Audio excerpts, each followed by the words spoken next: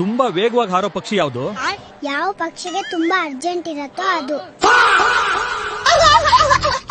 ಭಾರತದಿಂದ ವಿದೇಶಕ್ಕೆ ಹೋದ ಮೊದಲ ಮಹಿಳೆ ಯಾರು? ಸೀತೆ ಸರ್, ಶ್ರೀಲಂಕಾ ಹೋಗಿದ್ರು. ಮಕ್ಕಳೇ, ಮೀನುಗಳು ಯಾಕೆ ಮಾತಾಡಲ್ಲ? ಸರ್, ನಾನ್ ನಿಮ್ ತಲೆನ ನೀರೊಳಗಡೆ ಹಾಕಿದ್ರೆ ನಿಮ್ಗೆ ಮಾತಾಡಕ್ ಆಗತ್ತಾ? ಗುಂಡ, ನೀನು ಆಮೆ ಮತ್ತು ಮೊಲದ ಕತೆ ಕೇಳಿದ್ಯಾ?